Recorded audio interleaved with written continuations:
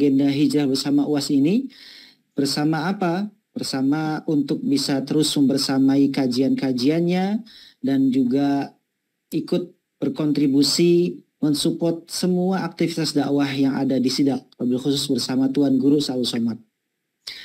Tak lupa salawat salam kita sampaikan juga pada baginda kita Nabi besar Muhammad SAW. Semoga kita menjadi bagian umat Nabi Muhammad yang kelak di akhirat nanti berjumpa dengan beliau. Amin ya rabbal alamin. Baik ayah bunda bangsa yang dirahmati Allah, tema pada malam hari ini ya itu cukup menarik ya. Ini rasa-rasanya menjadi bagian dari kebanyakan orang. Coba saya mau tanya ayah bunda di sini, ada nggak ayah bunda abang kakak yang tidak punya hutang? Ada tidak? Coba tulis kolom komentar. Ada? Ada, punya. Alhamdulillah punya. Berarti bisa dikatakan mereka yang ikut kajian ini ada dua ya. Apakah mereka punya hutang dan ingin lunas, atau dia tidak punya hutang dan tidak ingin punya hutang. Nah, sebelum kita mendengar kajian dari Tuan Guru Sa'al Somad, saya juga mengajak ayah bunda abang kakak untuk bisa terus membersamai dakwah yang bersama Tuan Guru Sa'al Somad ya. Apa ikhtiar yang sedang kita ajak bersama-sama? Ya, sama kita hari ini sedang berikhtiar untuk membangun asrama Az-Zahra yang ada di tempat Tuan Guru Sa'al Somad. Nah, maka silakan sebelum kita mulai kajian malam hari ini untuk mendapatkan keutamaan majelis ilmu, untuk mendapatkan keberkahan ilmu yang disampaikan oleh Tuan Guru Somad, saya mengajak ayah bunda abang kakak untuk bisa mensupport wakaf atas nama orang tua bangun pondok pesantren Az-Zahra bersama Tuan Guru Sa'al Somad. Ya, coba silahkan yang sudah berinfak bisa komen siap. Nah, suaranya hilang. Suara saya masih jelas ya ayah bunda ya? Masih. Sudah? Ayah bunda abang kakak? Oke, jelas. Baik, insya Allah ayah bunda abang kakak sudah hadir bersama kita Tuan Guru Sa'al Somad. Sebelum kita mulai, mari sama-sama kita buka dulu majelis ilmu kita pada malam hari ini dengan membaca suratul Fatihah. Ala hadiniyah wa ala kulli min solihah al-Fatihah. A'udzubillahi minasyaitonirrajim. Bismillahirrahmanirrahim. Alhamdulillahirabbil alamin. Iyyaka na'budu wa iyyaka nasta'in. Shiratal mustaqim. Shiratal ladzina an'amta 'alaihim. Amin. Baik, insya Allah, alhamdulillah sudah hadir di tengah-tengah kita Tuan Guru Sa'al Somad. Assalamualaikum Tuan Guru. Waalaikumsalam warahmatullahi wabarakatuh. Insya Allah. Pada Tuan Guru Sa'al Somad, waktu dan tempat saya persilahkan. Bismillahirrahmanirrahim. Assalamualaikum warahmatullahi wabarakatuh. Alhamdulillah, Allahumma salli ala Sayyidina Muhammad wa ala ali Sayyidina Muhammad. Allahumma allimna ma yanfa'una wa anfa'na bima 'allamtana innaka antal alimul hakim. Rabbi shrah li sadri wa yassir li amri wa hlul 'uqdatam min lisani yafqahu qawli. Bang Naufal malam ini membimbing kita dalam kajian. Sebagaimana biasa saya sampaikan dulu 30 menit materi kita insya Allah. Judulnya Kiat Lunas Hutang. Yang pertama surat At-Talaq ayat yang keempat. A'udzubillahi minasyaitonirrajim. Wa man yattaqillaha yaj'al lahu min amrihi yusra. Ditanamkan itu di dalam hati. Wa may yattaqillaha yaj'al lahu min amrihi yusra. Wa may yattaqillaha yaj'al lahu min amrihi yusra. Siapa yang bertakwa kepada Allah, maka dimudahkan Allah urusannya. Tidak ada urusan yang lebih sulit daripada menghadapi hutang. Menghadapi orang banyak, orang nuntut, orang minta, malu pada tetangga, malu sama keluarga. Sempit dunia.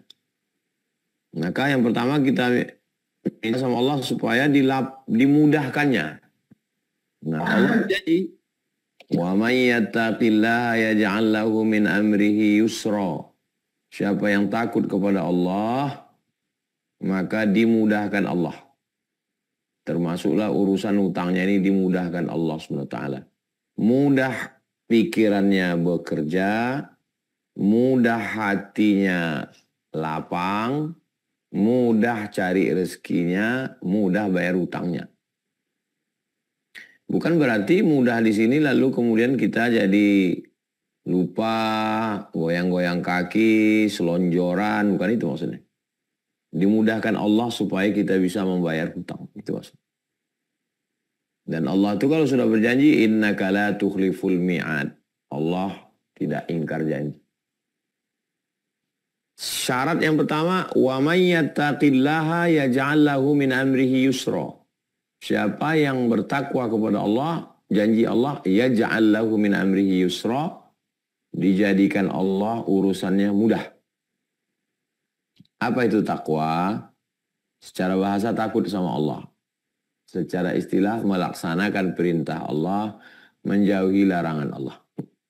Yang sebelumnya mungkin lupa, lalai, silap, khilaf, salah, taubat, sholat, jangan tinggal. Kemudian kembali ke jalan Allah, hijrah. Tak ada jalan lain.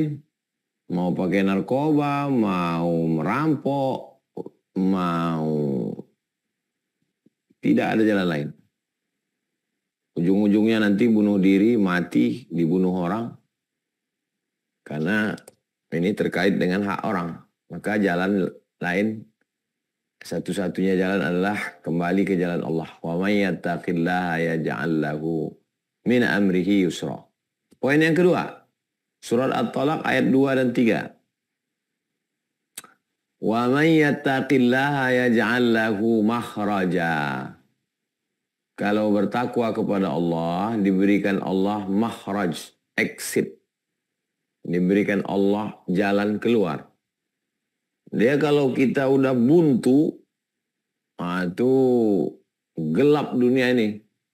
Bisa pergi ke dapur bawa perang panjang, bisa silap, bisa khilaf, bisa membunuh orang, bisa membakar orang, bisa menghabisi orang.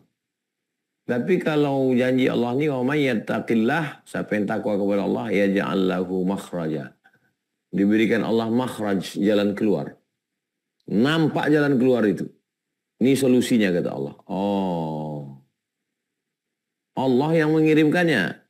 Wahyu sudah tak ada lagi, melalui ilham. Dibisikkan ke dalam hati, ini jalan keluar. Tak ada yang sulit bagi Allah. Innama amruhu idza arada syai'an ayyakula lahu kun fayakun. Lapang dada, terbuka pintu hati pikiran, semangat, tidak down. Jadi memang yang diperbaiki itu bukan keluar, bukan eksternal. Internalnya, di dalam ini dulu diperbaiki. Kalau kita sudah kuat, sudah yakin, baru kita bisa menghadapi orang. Gimana kita mau menghadapi orang kalau mental kita down? Sebelum menghadapi orang, ngisap ganja dulu biar supaya mabuk-mabuk. Sakau dulu. Mau sampai kapan? Lari, kejar polisi.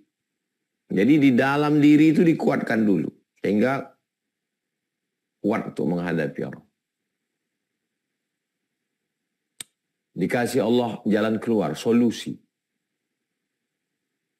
Lalu kemudian wa yarzuqhu min haitsu la yahtasib, diberi Allah rezeki dari jalan yang tidak disangka-sangka.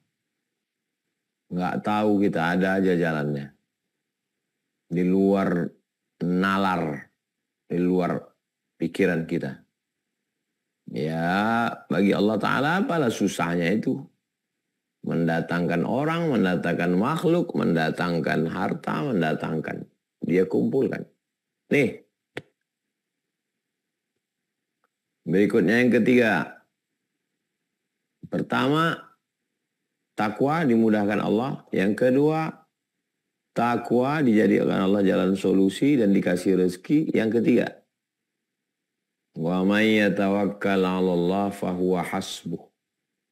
Kalau ini diserahkan sama Allah, fahuwa hasbuh, cukuplah Allah yang ngurus. Ya Allah, aku sudah nggak tahu lagi nih. Ini kayaknya mati nih. Kuserahkanlah semuanya kepada Engkau ya Allah. La haula wa la quwata illa billah. Wa may yatawakkal 'ala Allah fahuwa hasbuh. Siapa yang bertawakal kepada Allah, maka Allah lah yang akan mencukupkannya. Apa kata Syekh Muhammad Mutawalli Asy'arawi? Ketika semua dunia meninggalkanmu, kawan, teman, sahabat, saudara, andai tolan, jiran, tetangga, alma mater, sesuku, sebangsa. Ketika tidak ada satupun yang menolong, berarti saat itu Allah ingin mengatakan, aku yang akan menolongmu dan aku tidak mau ditolong orang lain. Ketika saudara lari, kawan pergi, mungkin juga suami ditinggalkan istri, istri tinggalkan suami, sebatang kara, anak-anak cabut semua karena dalam keadaan susah. Yakinlah mungkin salah satu doamu sedang dikabulkan Allah. Doa yang mana? Hasbiyallahu wa ni'mal wakil. Cukuplah Allah sebagai penolong aku. Hasbiyallahu wa ni'mal wakil.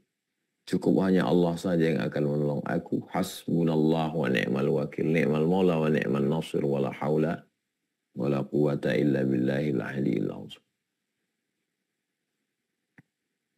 Itu dia. Takwa dimudahkan. Takwa kasih solusi. Kasih rezeki yang tidak disangka-sangka. Tawakal cukup Allah. Berikutnya yang keempat. Yang keempat surat Nuh ayat 10-12. Ayat 10-12. Surat Nuh ayat 10-12. Faqultu astaghfiru rabbakum innahu kana ghaffara. Banyak-banyak istighfar. Allah akan mengampunkan. Yursilis sama alaikum midrara. Diturunkan Allah air hujan berkah. Wa yumdidukum bi amwalin wa banin. Diberikan Allah engkau harta. Ini dia. Jadi amalannya adalah istighfar. Astaghfirullahaladzim. Astaghfirullahaladzim. Astaghfirullah. Astaghfirullahaladzim. Astaghfirullahaladzim. Jangan pikiran ini dibawa setan, nanti si anu datang ini begini, ini begini, ini begini. Akhirnya mencret, stres, depresi, gula naik, jantung naik, kolesterol naik. Karena pikiran ini asam lambung naik. Jadi kita tidak disuruh masuk ke ruang gelap bersemedi, enggak. Kita tetap biasa. Tapi hati kita dan lisan kita tak putus. Astaghfirullahaladzim, astaghfirullahaladzim, astaghfirullahaladzim, astaghfirullahaladzim, astaghfirullahaladzim. Kalau rasa nyaman pendek, yang pendek aja. Kalau rasa zikir panjang, astaghfirullahaladzim, alladzi la ilaha illa huwal hayyul qayyum wa atubu ilaih. Astaghfirullahaladzim, alladzi la ilaha illa huwal hayyul qayyum wa atubu ilaih. Datang orang ngobrol, ya kita ngobrol biasa gimana ini. Habis itu kepala kosong. Astaghfirullahaladzim. Man lazimal istighfar. Siapa yang melazimkan memperbanyak istiqomah istighfar. Ja'alallahu lahu min kulli dhiqin makhraja. Segala kesempitannya diberikan kelapangan.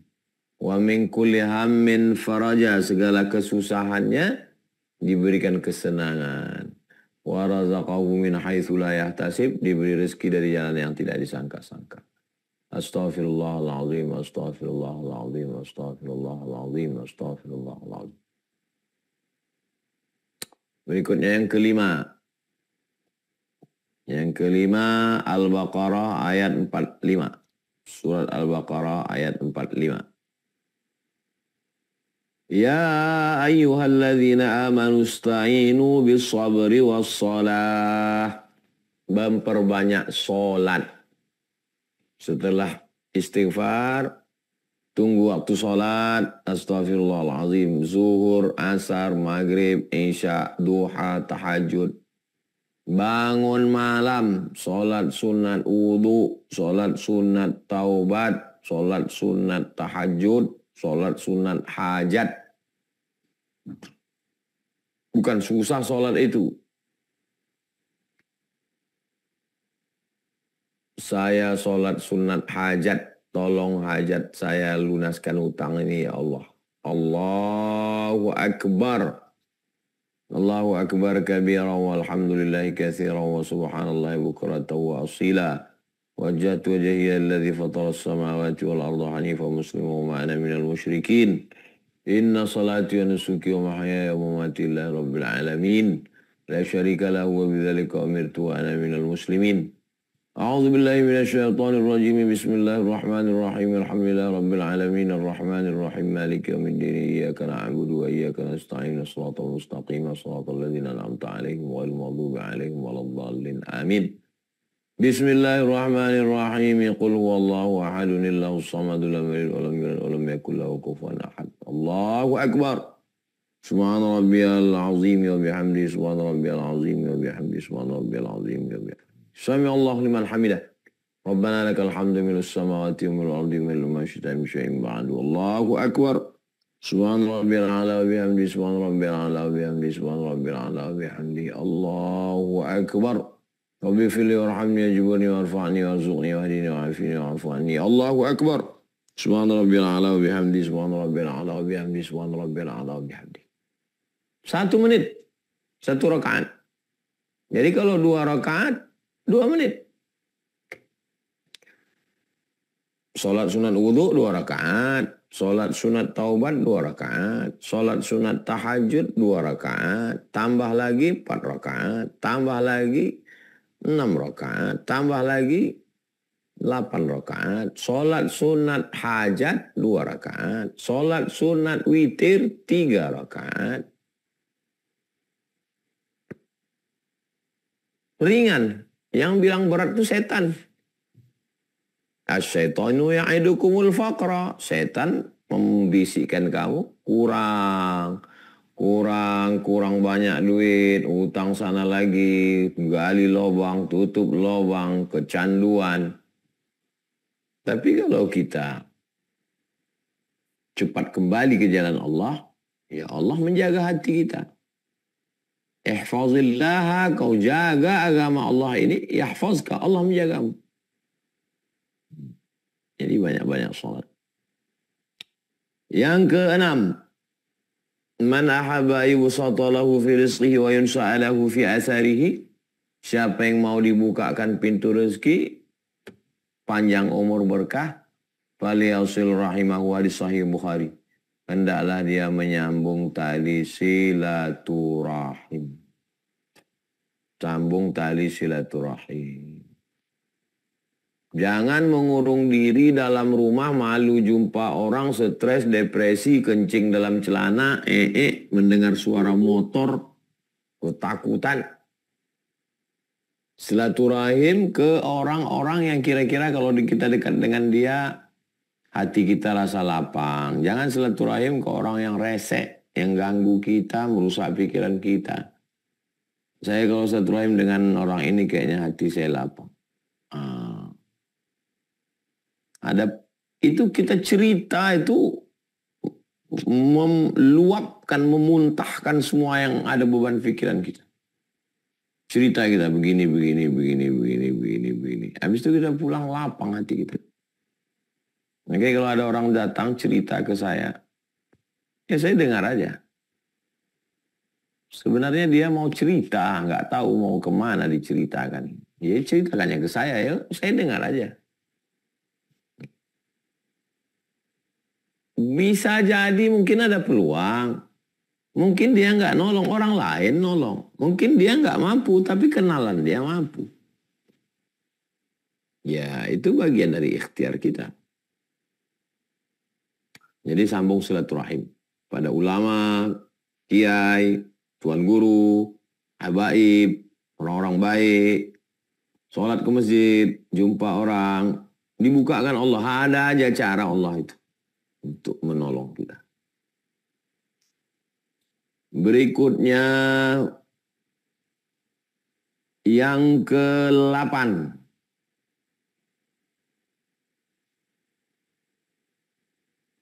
Yang ke-8, yang ke-8 hadis riwayat dalam HR Ahmad, dalam Musnad Ahmad bin Hanbal. Mohon minta kepada Allah supaya diselamatkan dari 8. Allahumma inni a'udzubika minal hammi wal hazan. Yang ke-7, selamatkan dari 8. Allahumma inni a'udzubika minal hammi wal hazan. Ya Allah, selamatkan saya, jauhkan saya, tolong saya dari penyakit hammi dan hazan. Hammi susah hati, stres, depresi yang sifatnya takut pada masa depan. Ini terbayar atau tidak, ini gimana nanti, gimana istri, gimana anak, gimana usaha, gimana aneh. Obsesi-obsesi ke depan ini namanya hammi, namanya ham. Bedanya dengan hazan adalah kesedihan, kesusahan, kegalauan terhadap masa lalu. Aduh, kalau kemarin nggak main slot, kalau kemarin nggak ngutang, kalau kemarin nggak silap, kalau kemarin nggak selingkuh, kalau kemarin nggak aneh. Itu kalau diturutkan itu ngomong sendiri itu kalau lama-lama ngomong sendiri. Itu orang bisa ngomong sendiri. Pertama senyum sendiri, lama-lama nengok pohon kayu, nengok kucing, nengok ayam senyum, nengok angkot senyum, ngomong sendiri. Itu awalnya merasa sadar, lama-lama hilang kesadaran. Jadi minta 8 sama Allah. Allahumma inni a'udzubika minal hammi wal hazan. Susah hati karena takut melihat masa depan, dan susah hati karena takut melihat masa lalu. Hammi wal hazan. Wal ajzi. Setelah hilang galaunya, minta supaya diselamatkan dari ajzi, lemah. Lemah, letoy, lesu, loyo, kehilangan semangat, selonjoran, rebahan dari pagi, petang, siang, malam. Allahumma inni a'udzubika minal hammi wal hazan wal ajzi, lemah.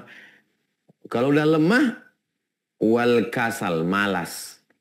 Malas bangkit, malas usaha, malas makan, malas mikir pun malas.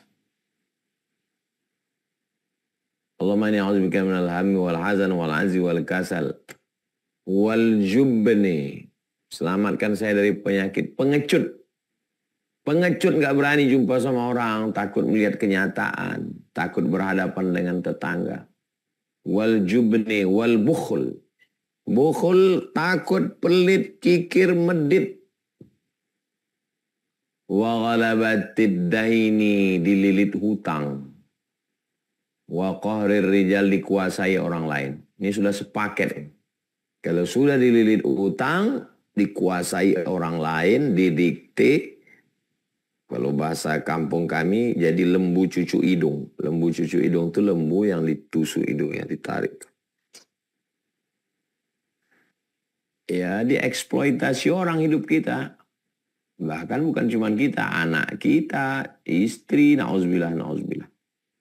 Kenapa? Karena kita udah dianggap nggak berdaya. Maka minta 8. Allahumma inni a'udzubika minal hammi wal hazan wal ajzi wal kasal wal jubni wal dukhl wal bukhli wa dhal'id daini wa ghalabatir rijal. Yang ke-8. Man syaghalahu dzikri an mas'alati. Siapa yang dia menyibukkan dirinya dengan berzikir an mas'alati. Saking sibuknya dia berzikir dengan Allah sampai lupa dia berdoa. Ya Allah, tolong aku dililit utang, tolong. Habis itu dia sibuk zikir. Allahumma sholli ala. Zikirnya istighfar, sholawat, la ilaha illallah. Astaghfirullahaladzim, astaghfirullahaladzim, astaghfirullahaladzim. Sholawat. Allahumma sholli ala sayyidina Muhammad wa ala ali sayyidina Muhammad. Allahumma sholli ala sayyidina. Tahlil, la ilaha illallah, la ilaha illallah, la ilaha illallah, la ilaha illallah. Man syaghalahu zikri an mas'alati. Siapa yang sibuk berzikir mengingat aku sampai lupa meminta kepadaku, a'taituhu afdal ma u'tis sa'ilin. Aku berikan kepada dia yang lebih utama, lebih afdal, lebih baik, lebih hebat, lebih mantap daripada yang aku berikan pada orang yang berdoa. Ada orang yang sibuk berdoa, ada orang yang sibuk berzikir. Allah berikan kepada yang berzikir itu lebih hebat daripada yang berdoa. Apalagi yang cuma ngobrol sana kemari, aku lagi susah, orang pun nggak respect. Tapi kalau kita mendekatkan diri pada Allah, ngadu sama pemilik hati, dia akan mengetuk hati orang. Nah, inilah keutamaan yang diberikan Allah Subhanahu wa Ta'ala. 8. 9. Yang ke-9 adalah puncak dari semuanya yang ke-9, ridha. Ridha itu artinya kal mayyit baina ghasilihi, seperti mayat yang dimandikan. Itulah ridha. Puncak dari segalanya adalah diam. Kuserahkan semuanya kepada Engkau ya Allah. La haula wa la quwata illa. Puncak dari cinta adalah diam. Puncak dari ridha adalah diam. Serahkan semuanya kepada Engkau. Ridha. Definisi ridha, sururul qalbi bimururil qada. Hati merasa senang ketika takdir pahit lewat. Hati tetap merasa senang ketika takdir yang menyakitkan itu sedang lewat. Wah, ini berat. Itu namanya ridha. Sururul qalbi bimururil qada. Hati tetap senang ketika takdir yang menyakitkan itu lewat. Nah, ini orang-orang yang tauhidnya sudah putus kepada Allah Subhanahu wa Ta'ala. Ini 9 jurus ini apakah sebatas teori atau pernah Ustadz praktekkan? Ini kayak teori. Jadi datang tamu dari Jakarta. Datang tamu dari Jakarta. Saya ini dililit utang Pak Ustadz. Utang saya miliaran. Sana. Saya nggak sanggup lagi di rumah. Karena setiap hari orang datang pakai motor, pakai mobil, debit kolektor, preman, semua datang. Saya sudah ngomong ke istri Pak Ustadz. Saya ngomong ke istri saya, kalau kau tak tahan, aku ikhlas kalau kau tinggalkan aku. Dan saya udah siap mati Pak Ustadz. Saya sampaikanlah poin-poin ini. Nah, ini poin yang saya sampaikan.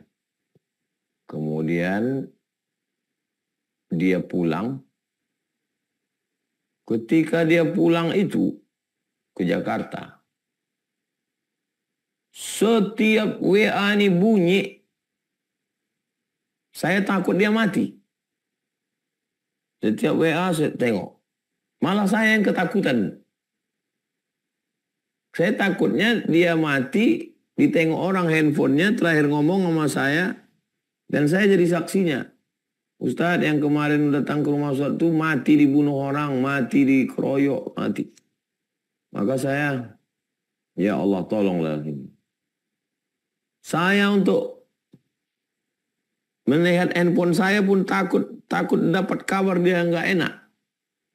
Ternyata kita bisa menghadapi masalah kita. Tapi begitu mendengar masalah orang lain, kita ketakutan.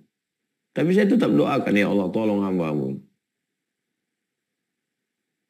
Alhamdulillah dibukakan Allah, dimudahkan Allah. Sekarang hidupnya baik. Istri, anak, keluarga, alhamdulillah. Jadi waktu saya tanya-tanya, gimana lah? Kata dia, datang aja pertolongan itu Pak Ustadz. adalah orang nolong, ada yang ini, ada minta bantu ini. Akhirnya lunas semua. Malah duitnya banyak sekarang. Jadi memang kenapa saya dijumpakan Allah? Itu kenapa saya selalu kali dijumpakan Allah sama orang-orang susah. Dan hidup saya pun susah. Supaya ketika saya mendengar orang susah itu masuk ke hati saya. Karena saya pernah mengalaminya. Dan beberapa orang yang datang itu super sulit. Supaya kau Abdul Somad yakin untuk menyampaikan bahwa yang kau ceritakan ini bukan teori. Tapi true story, real, kisah nyata terjadi di dunia ini. Nah, betul. Makanya saya untuk menyampaikan ini yakin saya. Nah itulah 9 poin. Kita amalkan. Mudah-mudahan dilepaskan Allah Subhanahu wa Ta'ala dari hutang piutang. Lebih kurang 30 menit. Demikian Bang Noval. Kita kembalikan ke host kita malam ini. Terima kasih. Wassalamualaikum warahmatullahi wabarakatuh. Waalaikumsalam warahmatullahi wabarakatuh. Masya Allah. Ini langsung ke teknis dan tips and trick ya. Jadi cukup jelas sekali. Tapi rasanya kurang afdol kalau kita tidak berdiskusi dan tanya jawab. Saya persilakan kepada Bunda Alfiadi Hidayani. Ya, silakan untuk bisa langsung menanyakan pertanyaan ke Tuan Guru. Cek apakah hadir orangnya Alfiadi Hidayani? Ya, silakan. Assalamualaikum warahmatullahi wabarakatuh. Waalaikumsalam. Terima kasih atas waktunya. Mohon izin Pak Ustadz, izin bertanya. Ya. Apakah ini benar bahwa barang siapa yang mempunyai salah terhadap Allah maka dia akan diampuni langsung. Barang siapa yang orang ini melukai manusia maka dia tidak akan dimaafkan oleh Allah sebelum manusia tersebut memaafkan orang tersebut.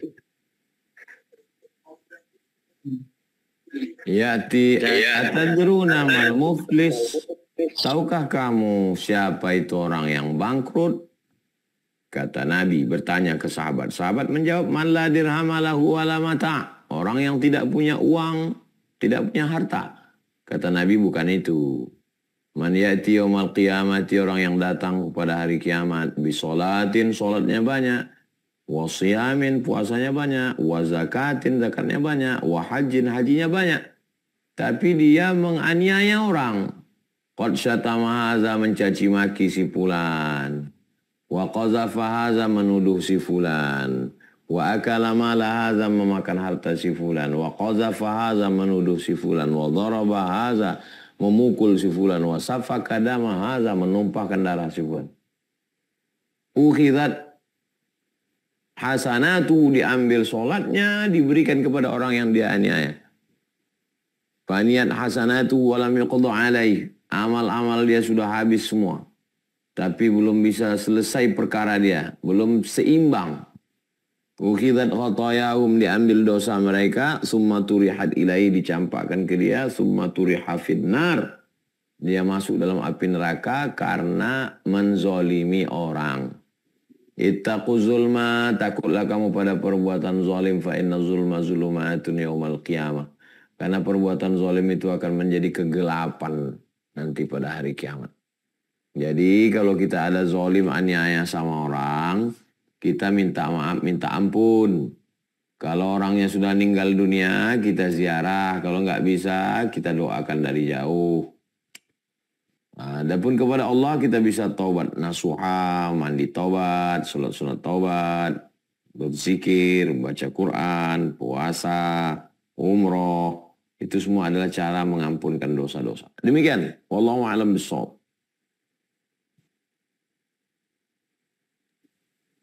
Baik, alhamdulillah. Izin saya membacakan pertanyaan di kolom komentar, Ustaz. Ya. Ustaz mau tanya, bagaimana sikap kita jika sebaliknya orang berhutang sama kita sudah hampir 5-7 tahun. Tapi ketika kita menanyakannya dihubungi tidak respon, bagaimana sikap kita sebaiknya Ustaz yang Allah kehendaki? Saya hanya ingin tenang, tidak capek nagih-nagih. Buka surat Al-Baqarah 280. Al-Baqarah 280. Al-Baqarah 280.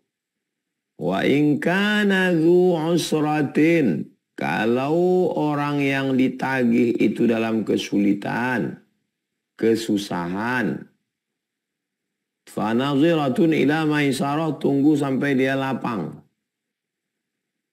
Gimana Mas? Ini tanggal deadline-nya sudah sampai.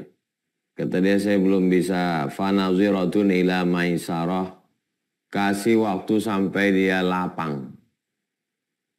Kira-kira lapangnya kapan? Ya insya Allah nantilah bulan-bulan September. Ya September kita datang lagi. Kita datang September, kata dia, begitu, begini, begono, anak mau sekolah, istri sakit, rumah kontrakan, kredit belum lunas. Al-Baqarah 280. Wa anta saddaqu khairul lakum. Kamu sedekahkan lebih baik. Kalau jumlahnya nggak terlalu besar, tidak terlalu banyak, ya udah. Daripada habis bensin kita lebih banyak pula habis bensin sama rusak. Ganti rem ban tipis hanya untuk nggak terlalu banyak. Wa anta saddaqu, ya udah sedekahkan aja.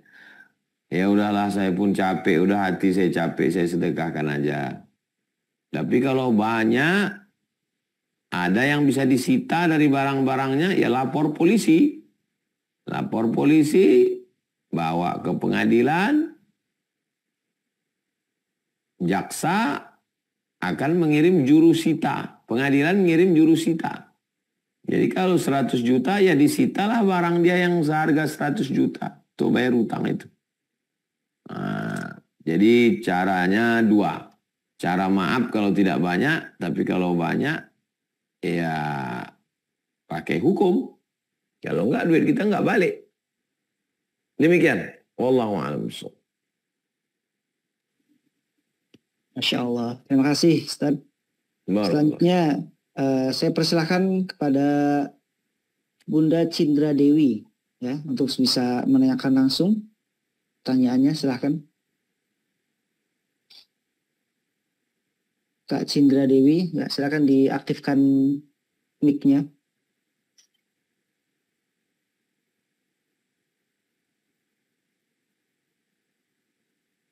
Masih belum aktif ya mic-nya Kak? Oh, udah, silakan. Ya, udah. Ya.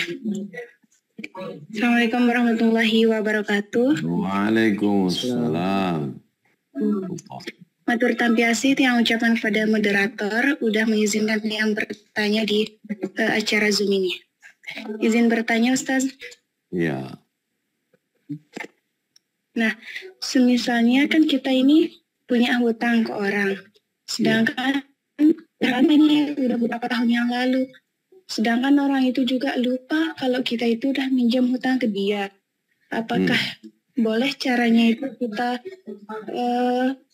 menyumbangkan gitu ke amal masjid atau ke anak yatim sesuai jumlahnya atau lebih dari jumlah tersebut? Kalau nggak salah, udah ini tiang tiang dengar. Boleh caranya begitu. Nah, cuman itu aja Ustaz. Sekian, Assalamualaikum warahmatullahi wabarakatuh. Waalaikumsalam warahmatullahi wabarakatuh.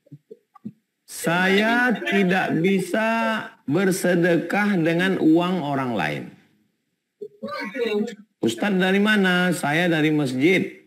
Ngapain Ustadz? Saya sedekah. Sedekah dari mana? Saya sedekah pakai duit Bang Noval. Nggak bisa. Karena saya mesti bersedekah dengan uang saya. Yang memang milik saya. Jadi ketika saya punya utang sama orang lain 10.000. Lalu kemudian ya udah 10.000 ini saya sedekahkan. Ya nggak bisa, itu punya dia. Gimana kita sedekah punya orang? Ustadz, itu tanah saya wakafkan Pak Ustadz. Tanah siapa? Tanah orang. Ya nggak bisa. Jadi utang wajib dibayar. Tapi kalau orangnya tidak ada, sudah mati, meninggal dunia, anaknya nggak bayar ke ahli warisnya. Ahli warisnya nanti akan bagi itu. Ahli waris pun nggak ada, keluarga nggak ada, sebatang kara, istri meninggal. Kita datangi ke rumahnya, rupanya rumahnya pun sudah jadi ruko, dianya nggak ada. Maka kita ingat berapa utang kita ke dia. 100.000. Kita bawa duit 100.000 ini, kita serahkan ke masalih ammah, kepentingan umum. Pembangunan masjid, pembangunan pondok pesantren tahfiz Quran, panti jompo, panti yatim. Saya serahkan uang ini Pak. Niat saya bayar utang kepada almarhum yang saya nggak ketemu. Jadi niatnya tetap bukan niat sodako. Karena kita nggak bisa bersedekah pakai duit orang. Niatnya tetap niatnya bayar hutang. Hanya saja karena orangnya nggak ada, diberikan untuk masalih ammah, kepentingan umum. Masjid, pondok, itu kepentingan umum. Bukan kepentingan pribadi. Karena pada dasarnya kita ini satu kesatuan umat. Ngutangnya kan sama si Anu. Kok bayarnya ke si Anu? Hadhihi ummatukum ummatan wahidah. Ini adalah umat yang satu. Sama-sama umat Nabi Muhammad SAW. Dan kita sudah berusaha nyari, nggak ketemu. Maka kita bayarkan ke masalih ammah, kepentingan umum. Demikian. Wallahu a'lam bishawab.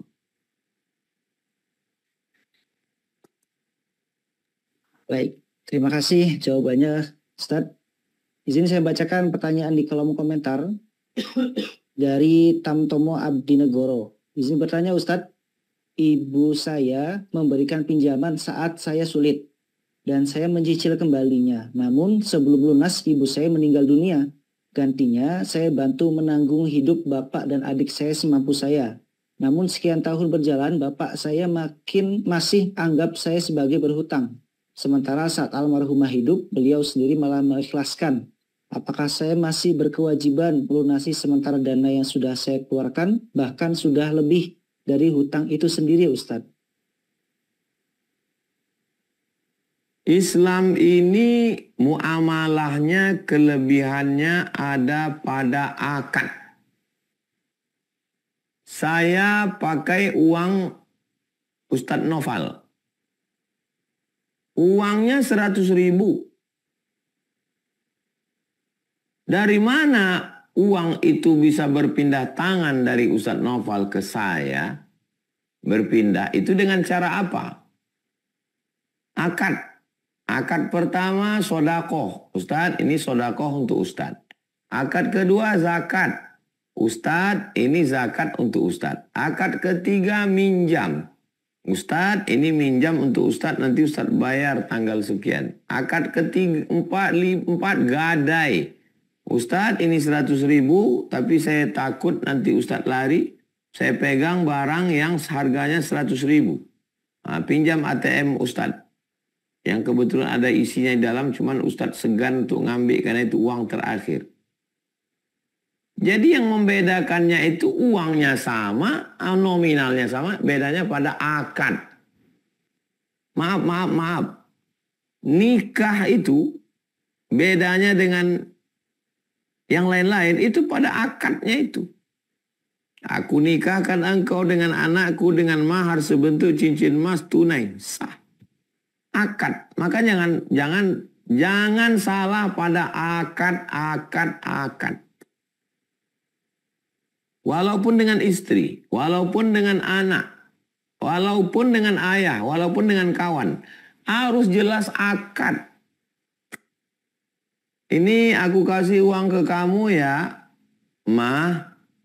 mama punya anak lain, ada kakak, ada adik. Ini statusnya apa ini?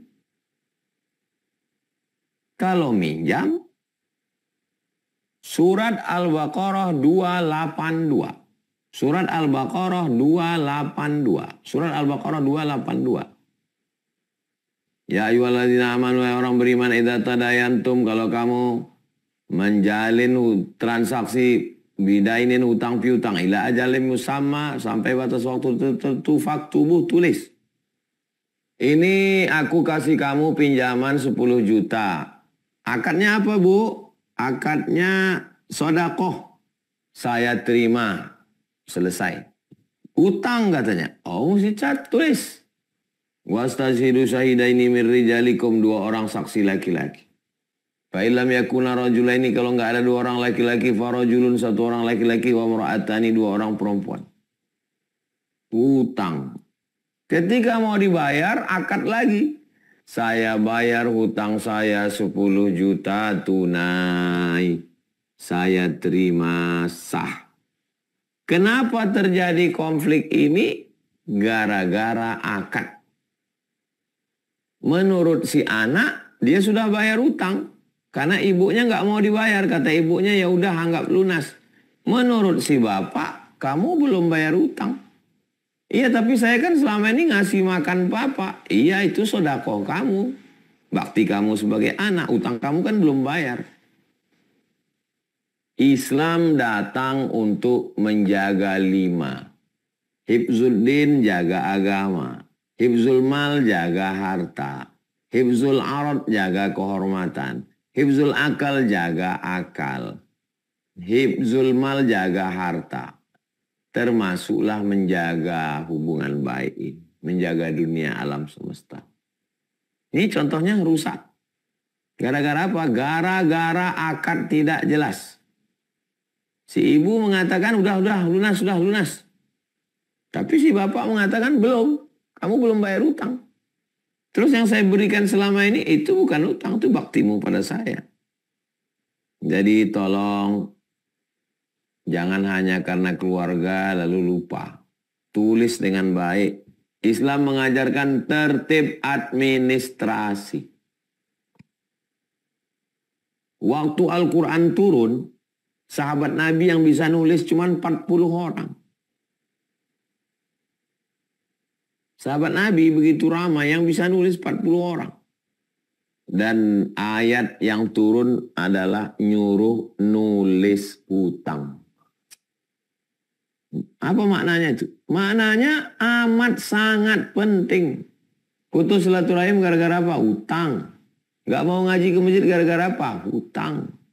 Gak mau sowan silaturahim datang Idul Fitri, Idul Adha gara-gara apa? Hutang. Putus semua gara-gara hutang. Persahabatan hilang gara-gara hutang. Jadi tolong akadnya diluruskan lagi. Demikian Bang Novan.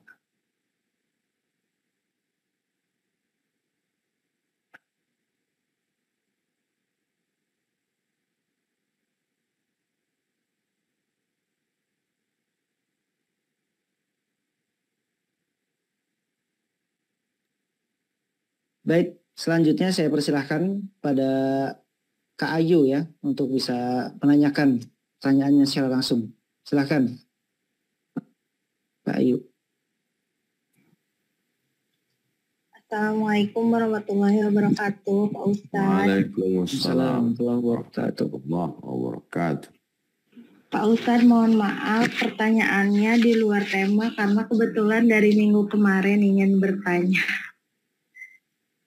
Pak Ustadz, saya memiliki 2 orang tua yang berbeda.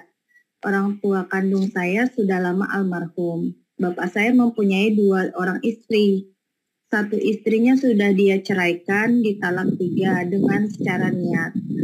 Nah, istri yang keduanya dia tidak menalak, tapi istri yang kedua ini adalah istri yang ibu yang saya sayangi.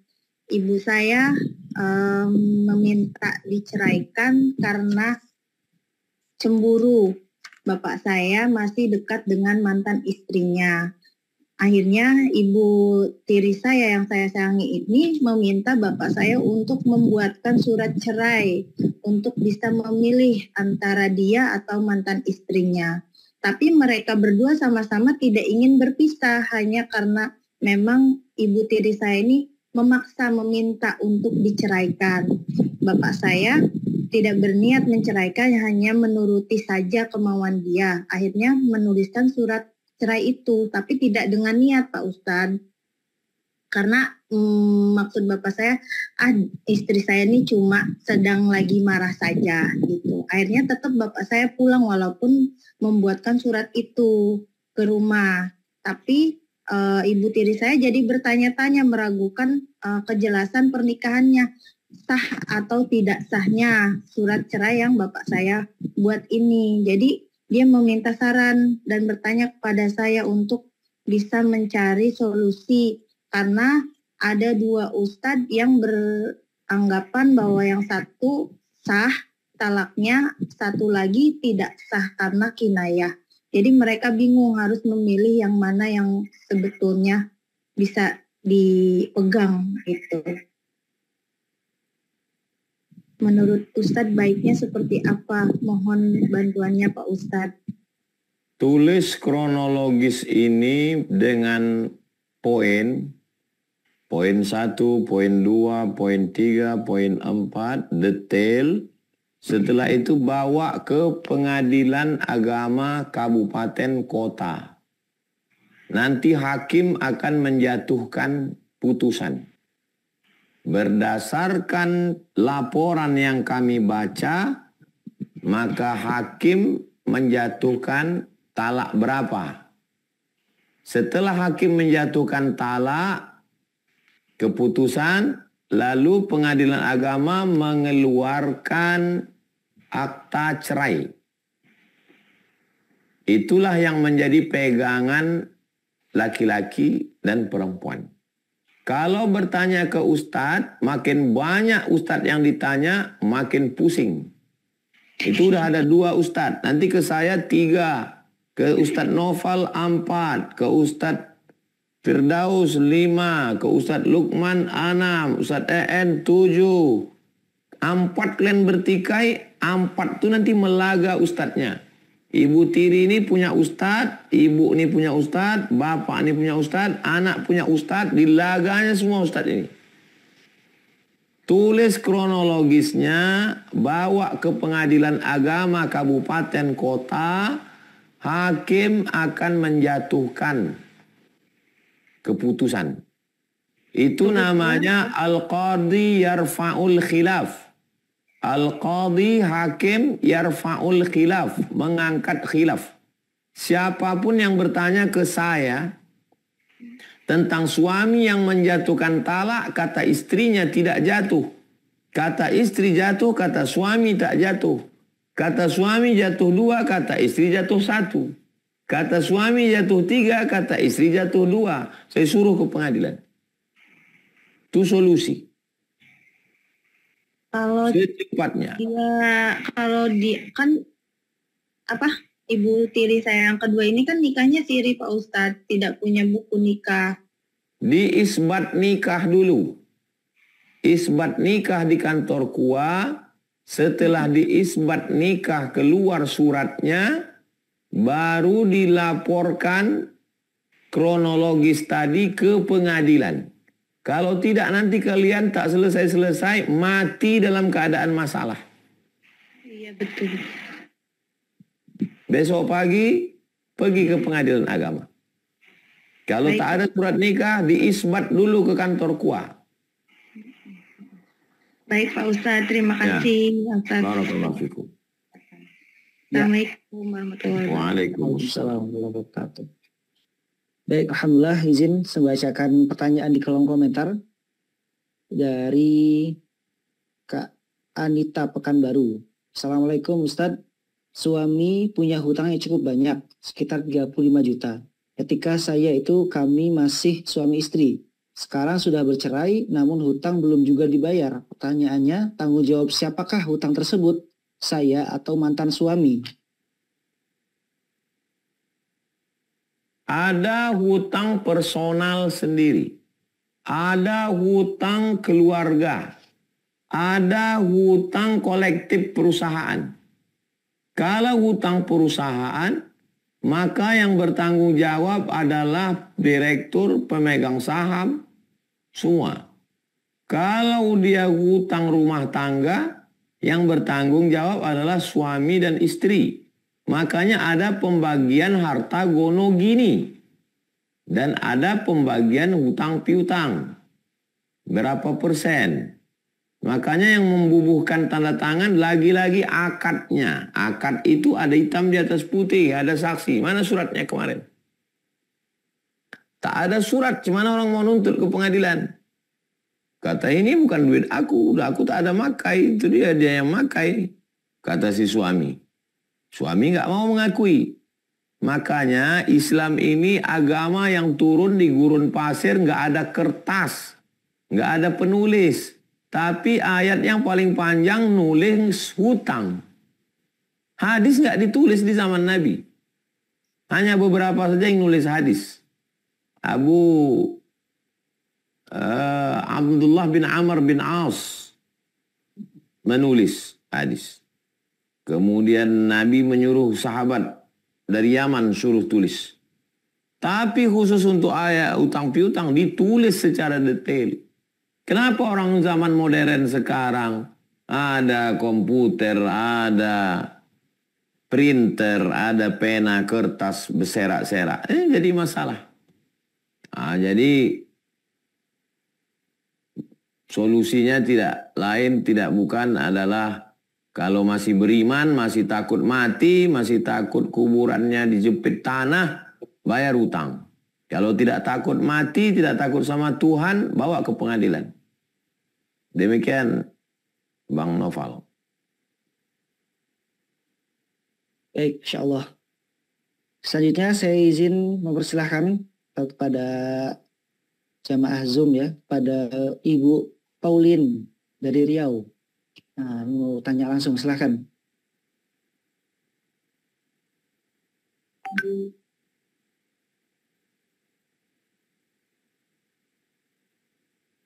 Halo, Assalamualaikum warahmatullahi wabarakatuh. Waalaikumsalam warahmatullahi wabarakatuh. Makasih Ustaz Somad. Ini ada pertanyaan tentang hutang. Yang pertama, bagaimana tanggung jawab mayit? Sebenarnya mayit tidak bertanggung jawab. Maksudnya jika ada hutang yang belum selesai, biasanya kan orang meninggal, nanti para anak-anak atau keluarga akan mengatakan kalau kalian punya hutang silahkan hubungi kami. Nah, seandainya si mayit hutangnya tidak tertulis atau keluarga tidak tahu menahu, sementara dia dengan orang yang berhutang belum menagih-nagih yang tempat dia berhutang. Nah, sampai kira-kira atau gimana Ustaz? Jadi apakah hukum yang seperti itu? Yang kedua, di dalam bank syariah sekarang kan sudah banyak bank syariah untuk orang fasilitas namanya pembiayaan. Nah, apakah bank syariah itu semuanya aman dari riba, sementara mereka punya pengawas syariahnya gitu? Apakah orang Muslim masih boleh untuk menggunakan pembiayaan tersebut di bank-bank syariah yang memiliki itu? Dan saya menanyakan juga tentang akad musyarakah mutanakisah, yaitu akad multiguna pada bank syariah. Apakah itu menurut Ustadz juga boleh digunakan?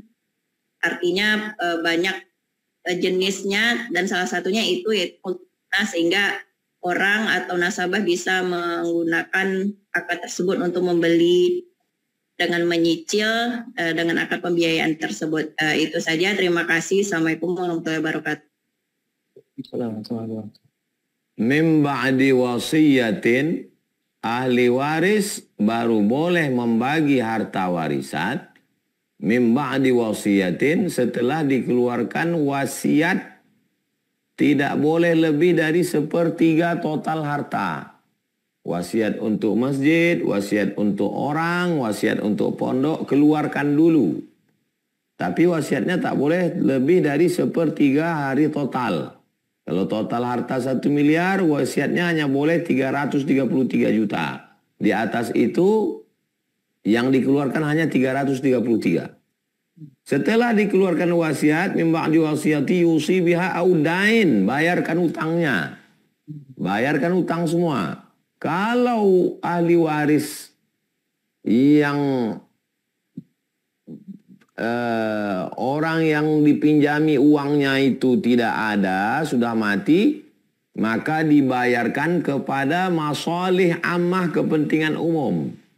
Masjid, panti jompo, panti yatim, pondok pesantren, pendidikan agama, serahkan. Ini kami bayarkan hutang kepada almarhum Fulan bin Fulan, sudah kami cari, orangnya tidak ada, keluarganya tak ada, ini kami niatnya, akadnya bayar hutang. Begitu caranya. Udah selesai pertanyaan pertama. Yang kedua, apakah produk dana talangan dari bank syariah dan musyarakah itu halal? Bank Syariah Indonesia, BSI, Bank Riau Kepri Syariah, semua bank syariah baru boleh beroperasi kalau ada Dewan Pengawas Syariah, DPS. DPS itu baru bisa diangkat di bank setelah dia punya SIM yang dikeluarkan dari Jakarta. Yang mengeluarkannya DSN, Dewan Syariah Nasional. Dewan Syariah Nasional mengeluarkan SIM, orang ini layak jadi DPS. Lalu bank mengangkat dia. Dialah yang mengontrol itu semua.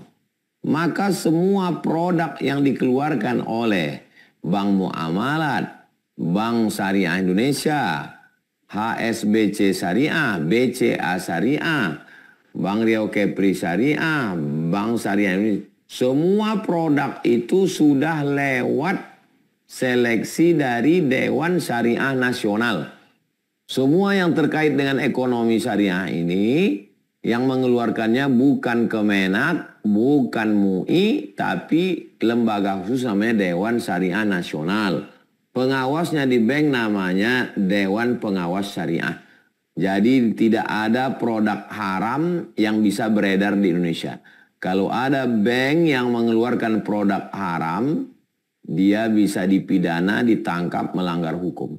Demikian. Jadi dana talangan, musyarakah, murabahah, mudharabah, wakalah, apapun nama produknya itu semua halal secara syar'i dalam praktek muamalah di Indonesia. Wallahu a'lam bishawab.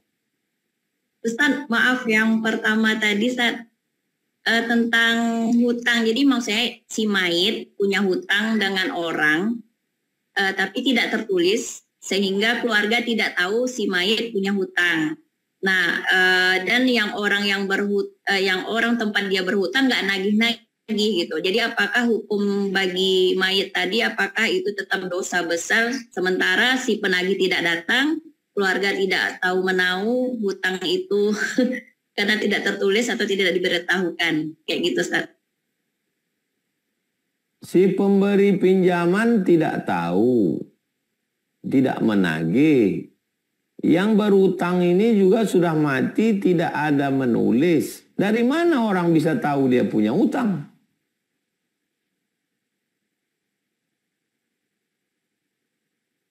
Yang almarhum nggak punya tulisan. Yang pemberi pinjaman juga nggak nagih. Dari mana kita tahu dia punya hutang? Kita ini tidak disuruh mencari-cari. Saya semua saya catat, saya tulis. Tapi kalau keluarga meninggal, kita cukup mengatakan kepada Bapak, Ibu, Saudara-saudari, kalau keluarga kami ini ada sangkutan hutang piutang, kami sebagai ahli waris siap. Cukup sampai di situ. Kita tidak perlu mencari-cari. La yukallifullahu nafsan illa wus'aha. Dia tidak ada mencatat dan orang tidak ada menagih. Serahkan pada Allah Subhanahu wa taala. Bagaimana nanti dia di hadapan Allah Subhanahu wa taala? Wa allil insani illa ma sa'a. Manusia akan mempertanggungjawabkan semua perbuatannya. Laha ma kasabat wa 'alaiha maktasabat. Kalau dia baik dibalas baik, buruk dibalas buruk. Kalau dia sudah bertaubat kepada Allah, orang yang memberikan pinjaman sudah mengampunkan, uzkuru mahasina mautakum. Orang yang meninggal sebutlah baik-baiknya saja. Setelah itu kita serahkan pada Allah Subhanahu wa taala. Demikian, wallahu a'lam bishawab. Barakallahu fiik.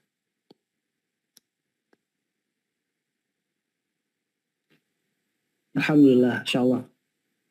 Izin membacakan pertanyaan di kolom komentar, Ustaz. Ya. Aini, Tangerang Selatan. Ustaz di sini bertanya, almarhum orang tua saya meninggalkan catatan orang-orang yang meminjam uang dengan beliau. Di akhir catatan tersebut ditulis, jika saya tiada, tolong ditagih. Lalu kami ahli waris sudah berusaha menjalankan wasiat tersebut, namun pihak yang berhutang tidak membayar. Ditagih selalu berdalih, bahkan tidak berniat membayar. Bagaimana sikap kami ahli waris tersebut, Ustaz? Kalau ada keluarga, polisi, tentara, bawa, ambil senilai hartanya. Berapa mereka pinjam? Dipinjamnya 100 juta. Ada motornya situ 2, bawa pulang.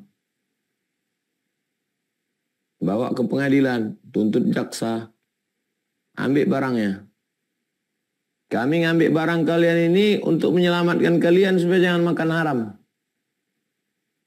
Kau, ayah kau, atuk kau minjam 100 juta. Ini buktinya. Almarhum ayah kami nyuruh ngambil. Tapi karena kalian tidak bayar, untuk menyelamatkan kalian supaya kau tak makan haram, supaya kalau amal kau tidak rusak, ini kami ambil barang. Setelah kami hitung-hitung, nih harga barang ini tidak terlalu tinggi, tidak terlalu murah, ini 50, ini 50, 100, deal, selesai. Kalau kita biarkan, berarti membiarkan dia makan haram. Cepat selesaikan terkait dengan hutang piutang. Supaya jangan ada sangkutan-sangkutan. Kita mau hidup ini plong. Kalau tidak, tertahan dia di hati kita, sangkut. Kalau mau maaf, maafkan. Kalau mau ambil, ambil. Kalau hitam-hitam, kalau putih-putih. Hitam-hitam, ambil dengan cara paksa. Kalau mau putih, ikhlaskan lillahi ta'ala. Buang, bakar semua. Udah, plong. Kalau mau ambil, ambil. Libatkan aparat. Tapi kalau tidak mau, abu-abu. Diambil enggak, diikhlaskan juga tidak. Setiap datang orang ngomong, curhat di medsos, sindir menyindir, darah tinggi naik, kolesterol naik, masuk ke pikiran, sholat enggak khusyuk, ibadah enggak khusyuk, rusak semuanya. Demikian. Wallahu a'lam bishawab. Masya Allah. Baik. Izin para ayah bunda abang kakak, satu pertanyaan terakhir. Saya persilahkan langsung kepada Bunda Rika Triwardiani Azhar. Ya. Baik. Silahkan saya persilahkan untuk bisa menanyakan secara langsung.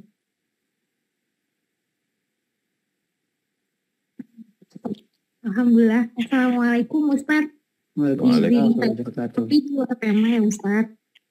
Ustadz, bagaimana cara menyikapi sikap atasan yang selalu mencari kesalahan kita dan bersikap tidak adil jika si A yang jelas-jelas melakukan kesalahan tidak dibalas dan tidak ditegur.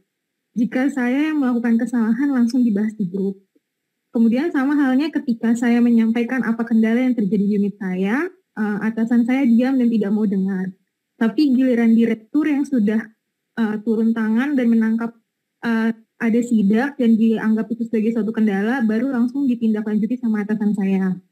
Kemudian yang kedua Ustadz, apakah boleh menyebut nama seseorang dan berharap dia menjadi jodoh saya?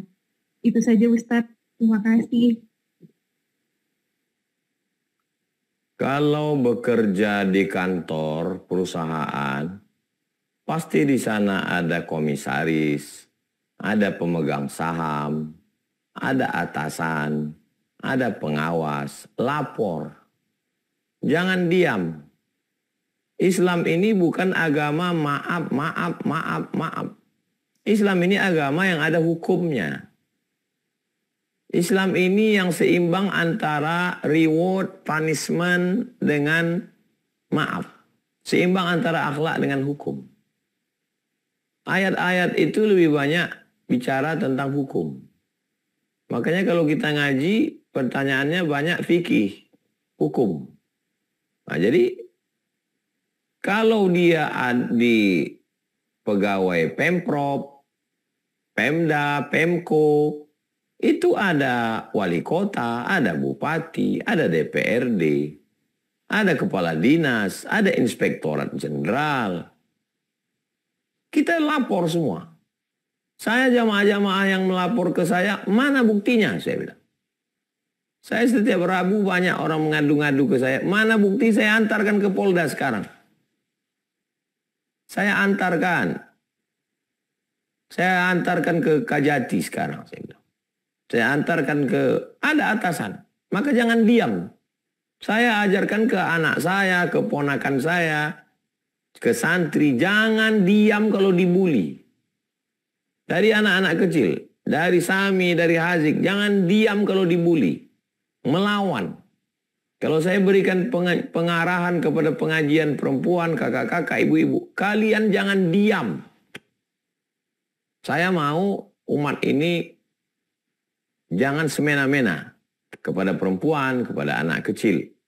Nah, ini tentang lapor ke atasan.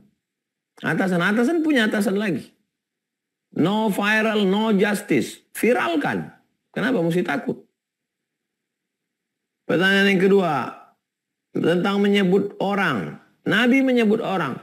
Allahumma a'izzal islama bi'umarain. Ya Allah, kuatkan Islam ini dengan dua Umar. Umar bin Khattab dan Umar bin Hisham. Kuatkan Islam ini dengan dua Umar. Umar bin Khattab dan Umar bin Hisham. Umar bin Khattab masuk Islam. Umar bin Hisham tidak masuk Islam. Umar bin Hisham Abu Jahal. Boleh menyebut nama orang. Untuk menolong agama Allah, menolong agama. Kalau aku menikah dengan orang ini, insya Allah dia soleh, dia bisa jadi imamku, tolong agamaku dengan orang ini ya Allah. Aku husnuzon. Itu dalil tentang menyebut nama. Demikian. Wallahu a'lam. Alhamdulillah.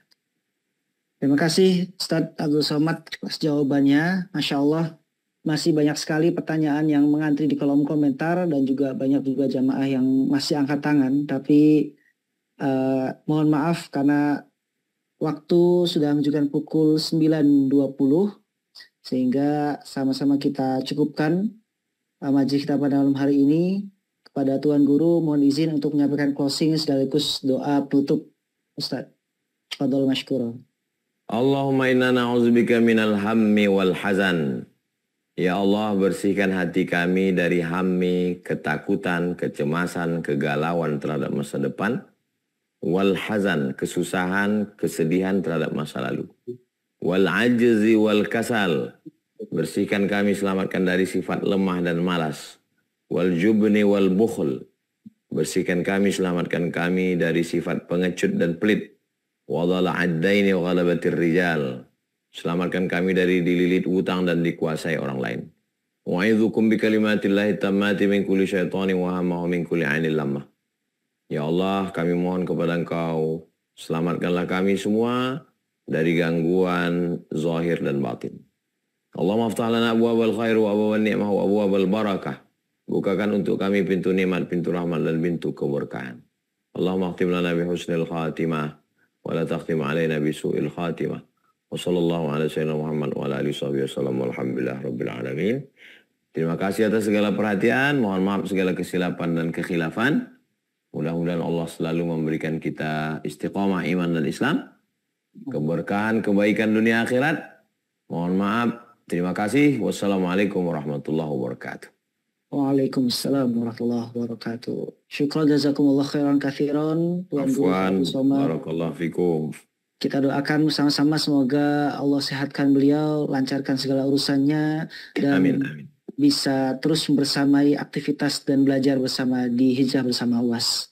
Amin. Ya Rabbal Alamin. Baik, Bang Kakak, Bunda Rahmati Allah, alhamdulillah demikian majelis ilmu kita pada malam hari ini. Sama-sama kita berharap semoga yang punya hutang Allah lunaskan, semoga yang berharap dapat jodoh Allah pertemukan dengan jodoh terbaiknya, yang punya hajat Allah kabulkan hajat-hajatnya, dan yang paling penting sebagai bentuk kesempurnaan majelis ilmu kita mengajak ayah bunda untuk berkontribusi sama-sama untuk mensupport ya wakaf atas nama orang tua untuk Pondok Pesantren Az-Zahra bersama Tuan Guru Ustaz Abdul Somad ya. Jangan lupa silahkan konfirmasi ke CS-nya, ke Abang Kakak yang dapat informasi ini. Inilah bentuk kontribusi dan keseriusan kita dalam rangka untuk bermajelis ilmu bersama Tuan Guru Ustaz Abdul Somad. Demikian kajian kita Hijrah bersama UAS pada malam hari ini. Sampai jumpa pekan depan dan jangan lupa diajak saudara, keluarga, dan kawan sejawatnya untuk bisa ikut majelis ilmu lagi di pekan depan. Demikian dari saya, mohon maaf jika ada kesalahan. Akhirul kalam, mari sama-sama kita cukupkan dengan membaca hamdalah, alhamdulillahirabbil alamin. Subhanakallahumma bihamdika asyhadu an la ilaha illa anta astaghfiruka wa atubu ilaik. Akhirul kalam, ihdinas siratal mustaqim. Assalamualaikum warahmatullahi wabarakatuh.